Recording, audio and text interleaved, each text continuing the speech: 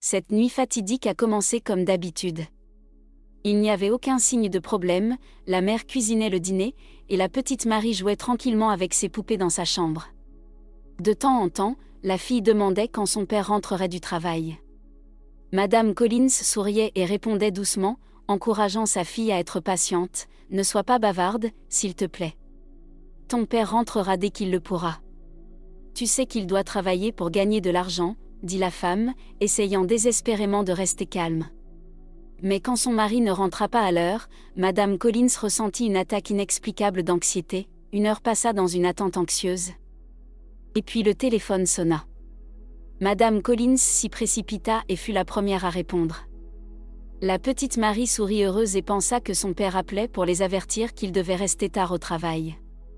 Mais quand la fille vit le visage de sa mère, qui pleurait et agrippait le téléphone, elle se sentit mal à l'aise. Des larmes coulaient sur le visage de Madame Collins. Ce n'était pas Michael qui appelait, mais son patron qui appelait pour lui annoncer la terrible nouvelle. Il s'avéra que M. Collins était décédé dans un accident industriel lorsqu'un câble mal fixé en hauteur glissa de son attache, et le malheureux installateur chuta de 20 mètres de haut, les funérailles de M. Collins et les yeux coupables de ses collègues resteraient à jamais gravés dans la mémoire de Marie, qui ne pouvait pas accepter ce qui s'était passé et avait l'impression que c'était une sorte de blague idiote.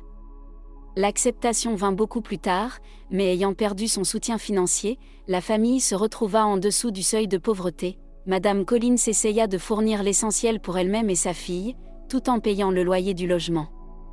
Malheureusement, les dépenses de la famille dépassaient ses revenus.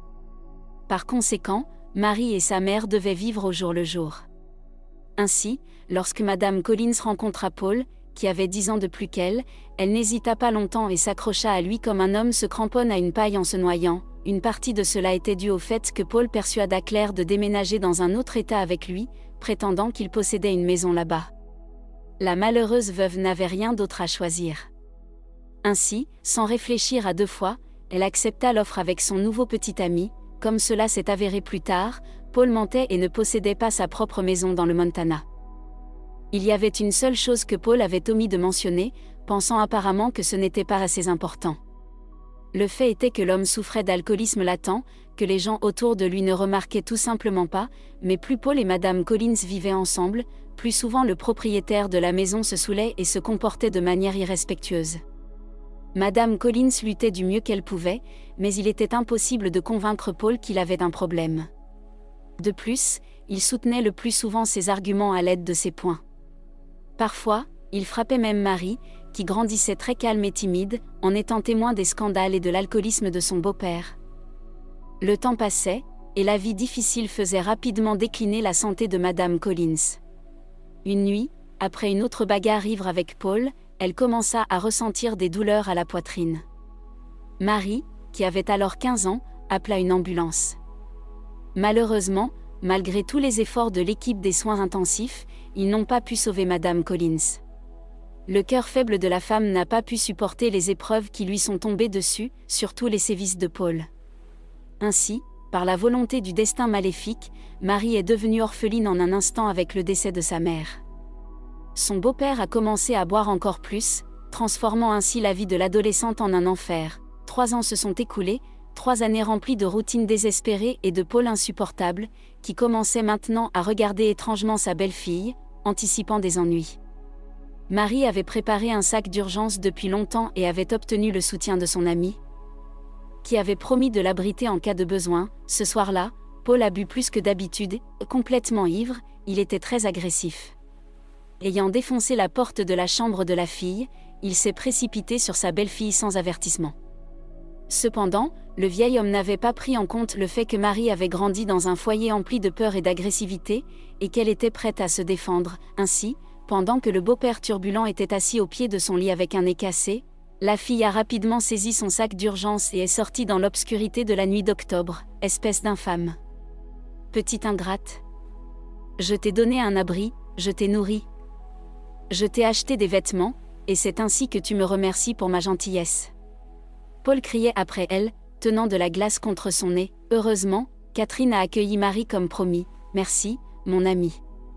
Si seulement tu savais à quel point je suis heureuse d'avoir quitté la maison de mon beau-père, confia Marie à son ami, se rendant compte qu'elle ne pouvait pas profiter de l'hospitalité de son amie indéfiniment, Marie a commencé à chercher un emploi dès le lendemain.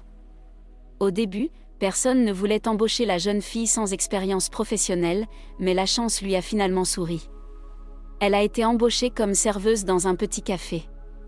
Malgré le petit salaire, Marie aimait son travail, surtout parce qu'elle pouvait garder les pourboires qu'elle recevait pendant son service. La belle et énergique jeune fille a immédiatement attiré l'attention des habitués du café, y compris Ryan, un étudiant diplômé de l'une des institutions éducatives les plus prestigieuses du pays. Le jeune homme avait l'habitude d'obtenir ce qu'il voulait, et après avoir vu Marie, il la voulait. Bouquets de roses et beaux compliments ont fait leur effet. Et en moins de quelques mois après leur première rencontre, la fille était déjà devenue une invitée fréquente chez la famille Hugo. Malheureusement, la mère de Ryan n'aimait pas la future belle-fille au premier regard et ne manquait jamais de répéter à son fils : « Pourquoi as-tu besoin de cette mendiante ? Elle n'a ni famille ni proche. Tu dois comprendre qu'elle n'est pas à ta hauteur. Si tu veux la fréquenter, sois, mais ne l'épouse pas et n'aie pas d'enfant avec elle. » Ayant écouté encore une fois sa mère, Ryan rougit jusqu'aux racines de ses cheveux, au fond, était étonné de la perspicacité de sa mère. Le problème était que, il y a 3 jours, Marie avait dit à Ryan qu'elle était enceinte. Mais, comme vous le savez, rien ne reste secret éternellement. Ainsi, Madame Hugo a dû supporter la belle-fille qu'elle détestait pendant son séjour à la maison Hugo pendant sa grossesse. Il semblait que la naissance du petit Mario devait réconcilier Patricia Hugo avec la femme de son fils, mais les choses ne faisaient qu'empirer. 3 années se sont écoulées, remplies de scandales et de querelles familiales. Après avoir obtenu son diplôme, Ryan a décroché un emploi dans l'une des entreprises commerciales de la ville et a confié tous les soins de leur fils à Marie, qui devait endurer les moralisations et les reproches incessants de sa belle-mère tout le temps. « Ce n'est pas mon petit-fils. Tu as trompé mon fils, mais tu ne pourras pas me tromper. Je vois qu'il ne ressemble en rien à mon Ryan », a déclaré Madame Hugo avec une colère non dissimulée dans sa voix. La pauvre Marie a essayé de ne pas répliquer pour ne pas aggraver la relation. Marie consacrait tout son temps libre au petit Mario, parfois. Lorsque les paroles de sa belle-mère la blessaient profondément, la jeune fille pleurait la nuit, enfouissant son visage dans les oreillers. Mais la goutte d'eau qui fit déborder le vase fut la nouvelle de l'affaire de Ryan avec sa patronne. Il s'avéra qu'il ne cachait même pas le fait qu'il passait ses nuits avec la femme plus âgée, qui aimait les jeunes hommes et lui promettait de l'aider à faire progresser sa carrière. Sans dire un mot à la famille qui la détestait de toute façon, Marie emballa ses affaires et se rendit chez son amie avec le petit enfant dans les bras. Bien sûr, comme la première fois, Catherine l'accueillit. Cependant, elle précisa que Marie ne pouvait pas rester longtemps et devait trouver sa propre place dès que possible. N'ayant pas le temps de chercher un emploi, la jeune fille retrouva son ancien poste au même café où elle avait rencontré Ryan il y a 4 ans. Mais cette fois-ci, jongler entre le travail et la garde d'enfants était très difficile. Marie venait souvent travailler avec des cernes sous les yeux, littéralement épuisée par le manque de sommeil et la fatigue. Bien sûr, les employeurs n'appréciaient pas vraiment, et les clients ne prêtaient pas autant d'attention à la serveuse épuisée, laissant ainsi des pourboires beaucoup moins généreux. Un jour, un homme âgé est entré pendant le service de Marie. Il titubait en se tenant la main sur la poitrine. L'administrateur, indigné et ne cherchant même pas à cacher son mépris, ordonna au vieil homme de quitter les lieux car il n'acceptait pas les visiteurs ivres dans le café. En réponse à cela, le vieil homme devint pâle, haletant, s'effondra par terre. Les autres visiteurs et le personnel du café regardèrent autour d'eux, perplexes, ne sachant que faire. Marie fut la seule à garder son calme dans cette situation difficile et appela une ambulance. Grâce aux actions compétentes des médecins et à l'aide de la jeune serveuse, le vieil homme a survécu. Il s'est avéré que le nom du vieil homme était Richard Parry, et il avait fait une crise cardiaque. Quand l'homme se rétablit et que les médecins le renvoyèrent avec un traitement ambulatoire, il vint voir Marie au café. À peine retenant ses larmes, il s'assit. « Merci, aimable étrangère, tu m'as sauvée. Laisse-moi te rembourser pour ta gentillesse. Je vis seule dans une grande maison. Je n'ai ni femme ni enfant. Je n'ai pas besoin de ce manoir. Viens vivre avec ton fils et reste aussi longtemps que tu en as besoin. » Marie fut très touchée par la gentillesse du vieil homme. Fatiguée de séjourner dans une série interminable d'hôtels et d'auberges, elle accepta volontiers cette offre. Monsieur Parry tint parole et attribua la moitié de la maison à Marie et au petit Mario, qui appréciait vraiment la maison du vieil homme. Malheureusement, la santé du vieil homme n'était pas excellente, et 7 mois plus tard, M. Paris eut une autre crise cardiaque. Sentant sa mort imminente, le vieil homme appela Marie, prenant sa main, chuchota, « C'est fini, ma chère. Je vais mourir. J'ai tout cédé de ma propriété en ton nom. C'est dans ton testament, mais ce n'est pas le plus important.